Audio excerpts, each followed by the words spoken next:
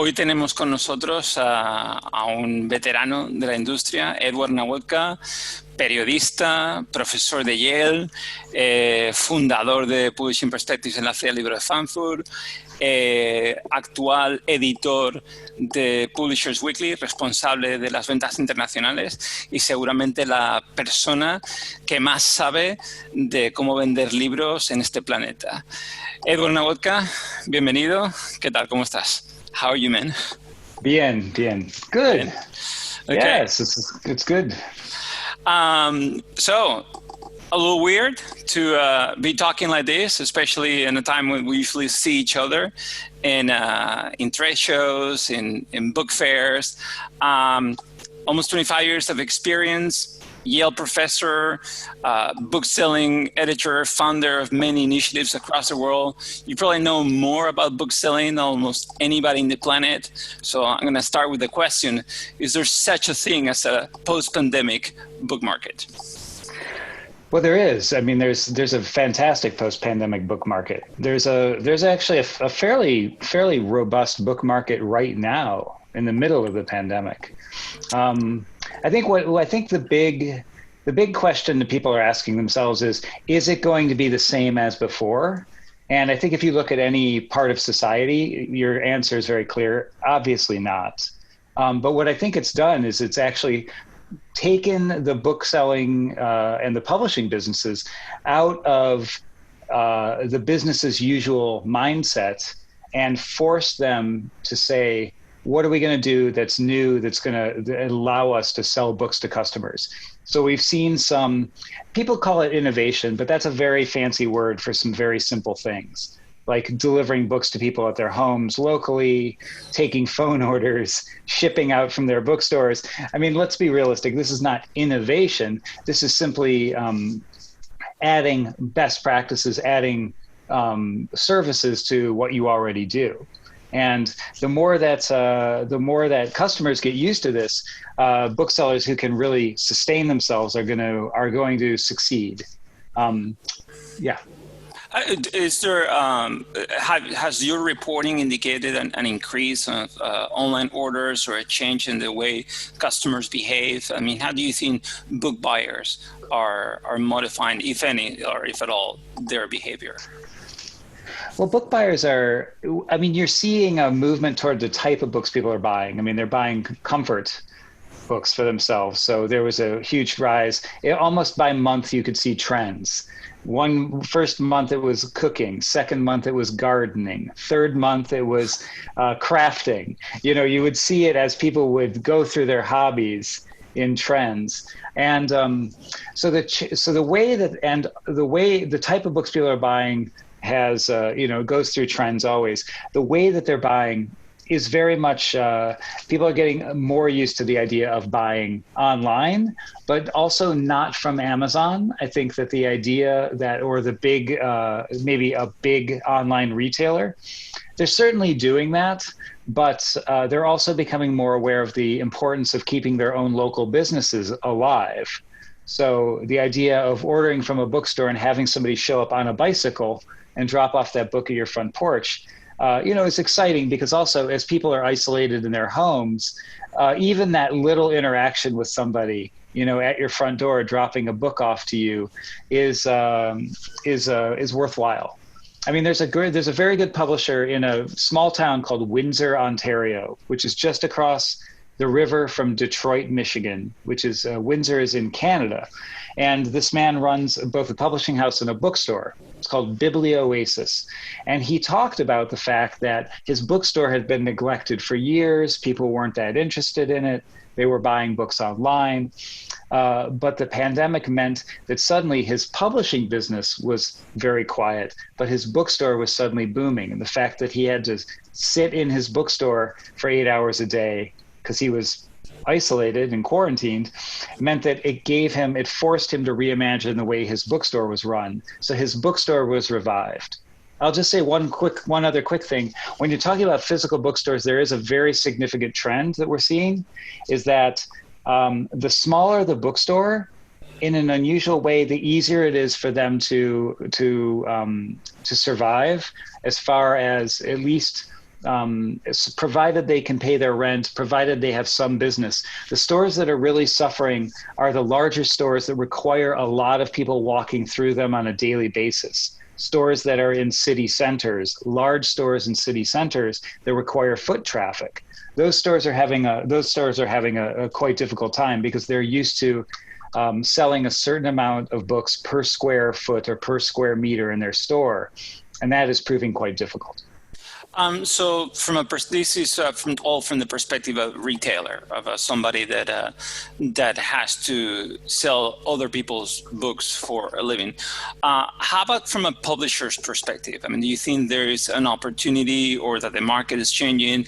How is this new way in which people are just looking to buy online or expanding their horizons? Is the international book market expanding? Is it contracting? Is it more segmented? I mean, just from the perspective of a publisher, somebody that has to create books, how are things changing, or where do you see the trends in the next decade? Well, publishers are always going to have to stay. The best publishers create their own trends. It's quite simply as that. It's a great quote. They don't follow. If you're following trends, you're already too late, because partially that's because the book publishing cycle takes so long. Okay. Now, if publishers have learned one thing, it's that if they can come to a market faster with books, they will find some success. I mean, publishers everywhere from Companhia das Letras in Brazil to Penguin Random House, Grupo Editorial in Mexico City, they have had big hits with books by doctors addressing coronavirus, addressing the psychology of isolation, some self-help books about loneliness. But they were able to either take up a pre-existing book and adapt it, or they were able to very quickly come to market. So one of the things that publishers, one thing that they can do is speed up their time for production. The other thing they can do is, again, like I said, publishers need to the best ones create their own trends. So that requires some vision. Now that is something that has to happen individually per market segment. And what I say by that is one of the things that we've seen speaking in North America, particularly in the United States this past summer, we've been obsessed with both politics in the US. The best-selling books have been political books, which is not unusual. The same thing happens every time there's an election or some controversies. In Spain, political books routinely top the nonfiction bestseller list, particularly if there is some kind of political There's a scandal going on, which happens to be every other month these days. Exactly. Troubles between Barcelona and Madrid, for example. There will be these think piece books that are nonfiction bestsellers. France, of course, the same thing. But for example, if you look at the US, the books that have really dominated and sold for people all summer long and all year have been books about Black Lives Matter and about the search and the fight for racial justice in the wake of the killing of George Floyd. This became a huge trend in the US. While this is interesting, and it has really sold, we're talking hundreds of thousands, if not millions of books that would have otherwise not sold nearly as many. This is a order of magnitude that these books have sold more. That is a trend that is isolated, I think, to the United States. This is an issue that does not translate to the international markets.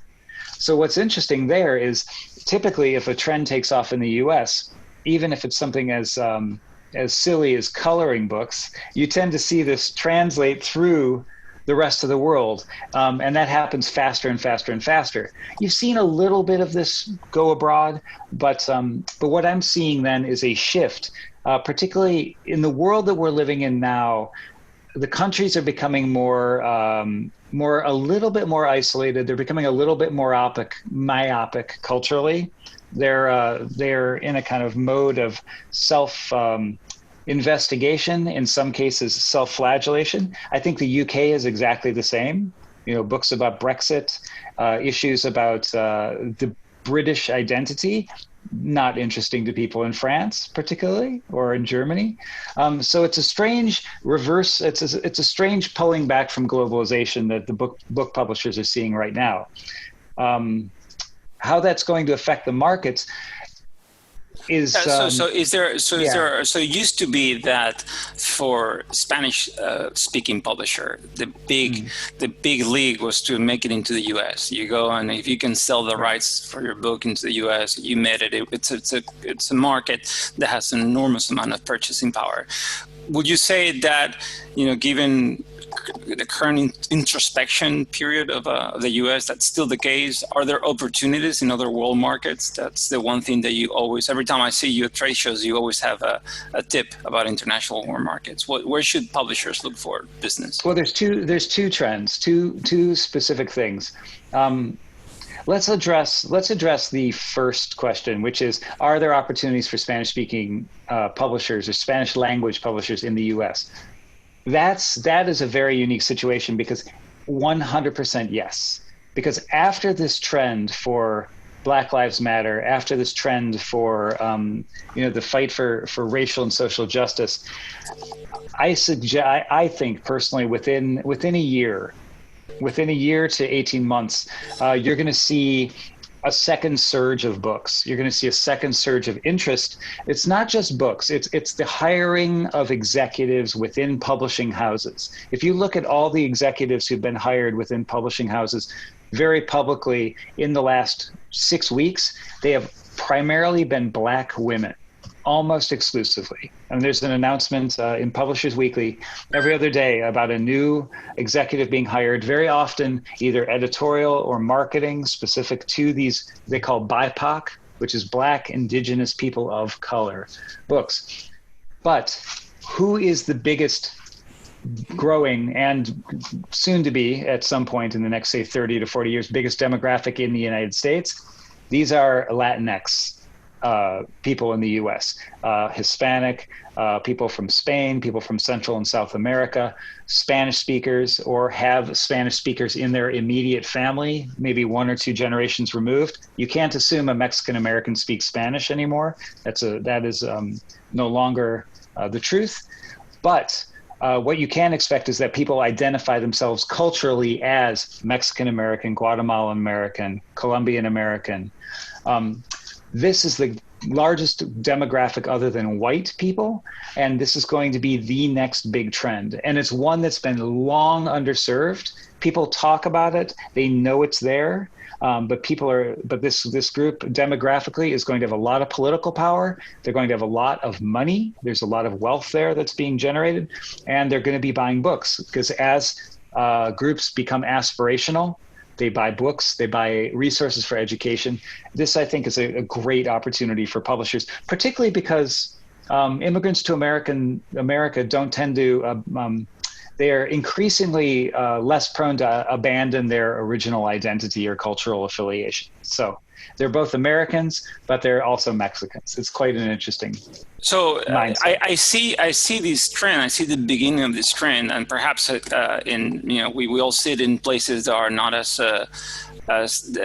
things that have a broader market appeal, such as Netflix or some of the TV shows.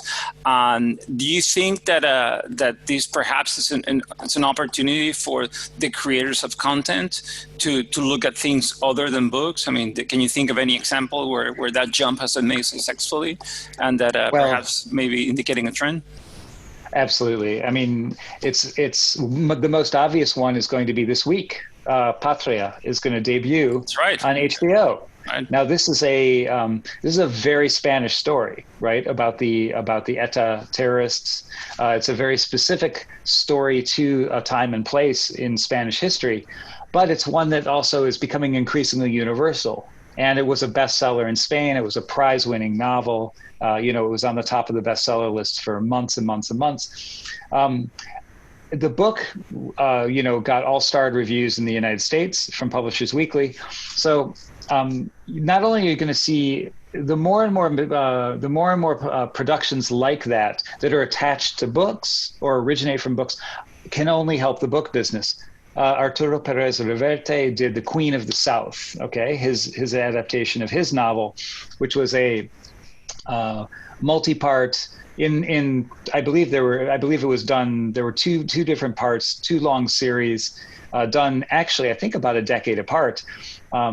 One about 10 years ago, one more recently. Again, you saw a huge bump in sales for this book. You saw a huge bump in interest. I mean, it was very, very popular. El Dragón, which came out last year, which again was something that Perez Reverte did. I don't think it's based on a book. I think it was an original script. Also, brought a lot of attention to his writing and also to, that type of writer from Spain, or even something like Netflix, Casa de Papel, so Money Heist, super popular in the US. And the more and more time people are spending digging deeper into Netflix, the more and more they're finding these and that they're surfacing these stories. So I think, but HBO, I think is a really big, that's going to be a really big one because it's it's the type of story Americans relate to, terrorism. We've been living with the war on terror for 20 years. And it's and it is really the premier platform for prestige storytelling is HBO. So it's going to be fantastic. I think we mentioned earlier in the conversation China, and some people may not be aware of the situation that is ongoing right now between the U.S. and China, where basically the Chinese are not, and correct me if I'm wrong, you are the international editor, but I think the Chinese markets are not buying books from the U.S. market.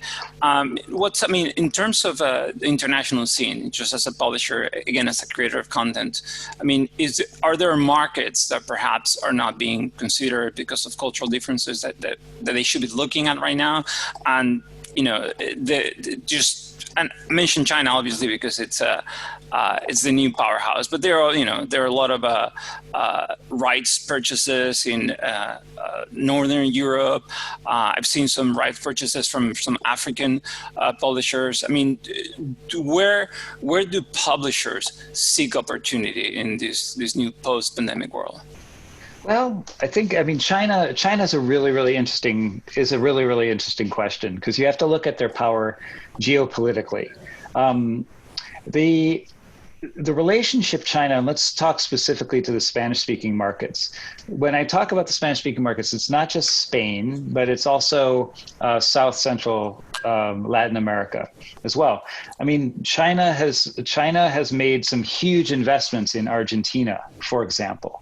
China is looking to expand its infrastructure projects all over the world. So you're going to see net Chinese emigration across the global South. You're seeing it very much in Africa. You're seeing in parts of Asia, of course, always in Southeast Asia.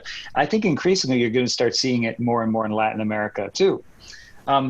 So one, you have that immediate relationship where the more Chinese people that are working in South America, the more you have a relationship.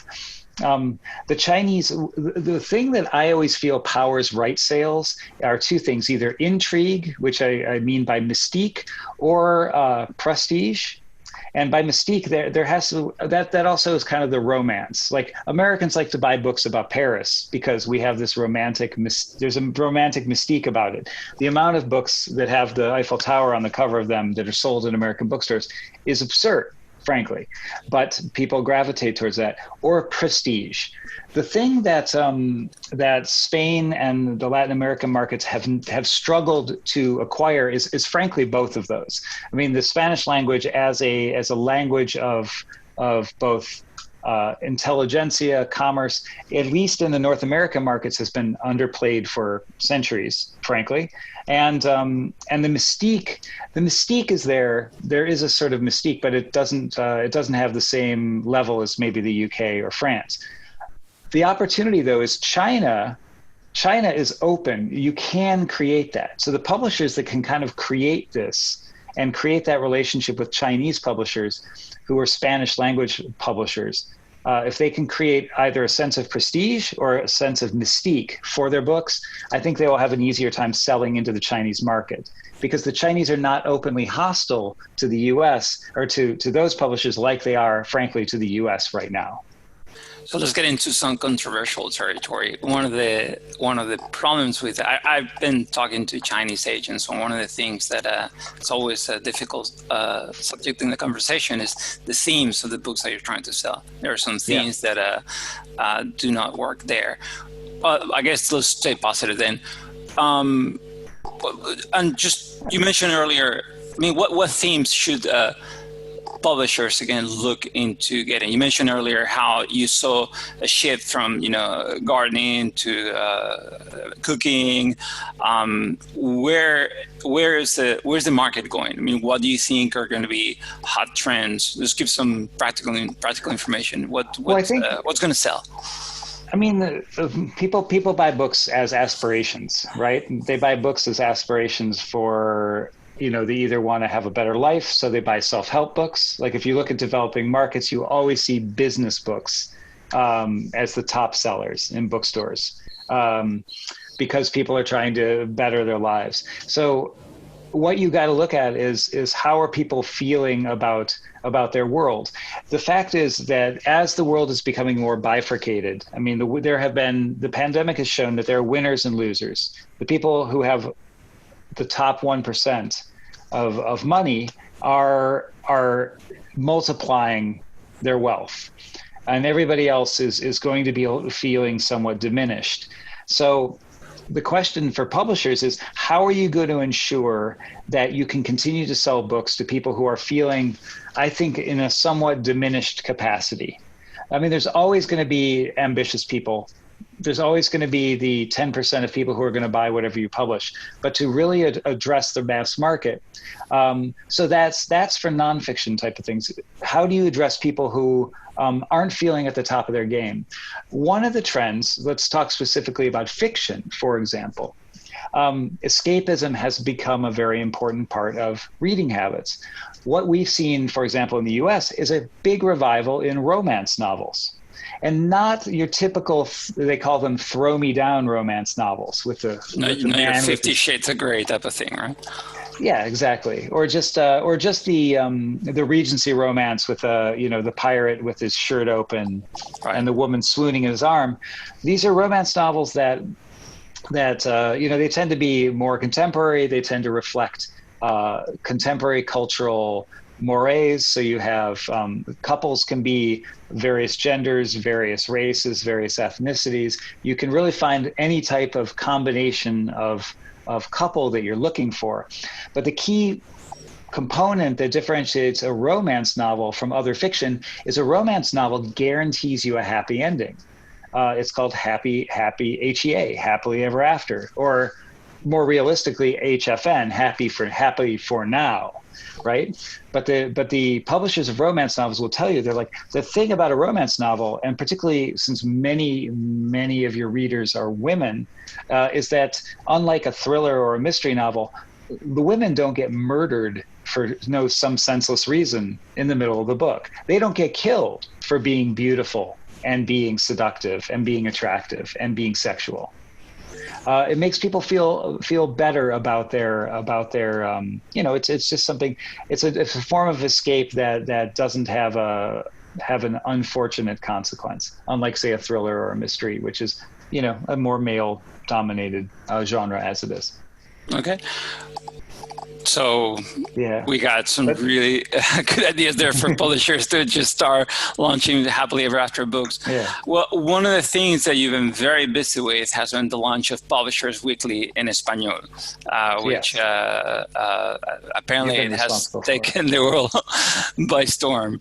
One of the things that actually surprised me was the amount of interest that Spanish books have generated within the U.S. And we talked earlier about the Latinx generation. Do you think how do you think Publishers Weekly in Espanol is going to help publishers get into that market? I mean, we're launching, the magazine is being launched in both Spain, Mexico, with the rest of the South American countries to come within the next few months. But surprisingly, the most amount of requests for licensed content is coming from the US. How do you think Publishers Weekly in Espanol is going to change the landscape, or just to, I would say improve it? But what's going to be different this year? I mean, it's obvious. It's Spanish after English and Chinese is the third most spoken language on the planet. So, to not have a trade magazine that addresses the books published in this language was a huge oversight for decades. And I mean, Publishers Weekly in English has been around for nearly 150 years. Again, this kind of goes back to that question about prestige and mystique. I think one of the contributions Publishers Weekly in Spanish can do is to elevate that level of discourse. And it can help facilitate business transactions between the Spanish language markets and the rest of the world. And since it's the third most spoken language, I think any publisher who's really looking at growth wants to be looking at the Spanish language markets. I mean, as I said, the demographic in the United States, the Latin demographic, the Spanish speaking demographic in the United States is becoming increasingly more politically powerful and wealthy. It's going to significantly transform the landscape. More so, I would venture to argue, than Black Lives Matter or the African American conversation that is happening about racism at the moment. I think ultimately, economically, this is a bigger factor. So I think really PW in Spanish is something that's essential to creating a more frictionless trade market between Spanish language and the rest of the world, whether that's English or Chinese, German, French, Dutch, what have you. One of the things that you mentioned earlier too had to do with finding out about the quality of just the quality of the content being put out there. One of the challenges for people trying to find that information these days is, where do you find reliable sources of information in a world where, anybody with a Twitter account and a hashtag becomes a publisher. And we've seen the amount of misinformation that is going around regarding the pandemic, regarding politics and things like that. Do you think that there's something that publishers can do to prevent this kind of misinformation to spread to books? I mean, what do we do when books begin to contain lies? Well, you have a couple things. This is one of the arguments for the importance of traditional publishing mechanisms with the big companies. For example, Planeta, Penguin Random House, or some of these smaller medium-sized houses, as opposed to self-publishing. With self-publishing, you can put out whatever nonsense you want. And it does increasingly, it does find an audience online. Books about the pandemic, for example. One of the things that publishers can do, one is there's always a flight to quality. So whenever markets are in distress, you see this in financial markets, you see this in cultural markets. Whenever they're in distress, like they are now, there's a flight to quality. People want to, they want to find the strongest, most reliable thing that they can find. Books are much more reliable than news, or even not news necessarily, but the internet. The thing that publishers can do kind of goes back to what I was saying before, is if publishers can increase their speed to market of certain types of material, I think what they'll be able to do is they'll be able to find an audience, they'll be able to grow an audience, and they'll be able to reassure the audience that that they're the go-to source. Rather than producing something in a year and a half or 2 years, they can put out shorter, faster books that address very pertinent issues. I would be very interested to see somebody put out from a publishing house something about Trump's taxes.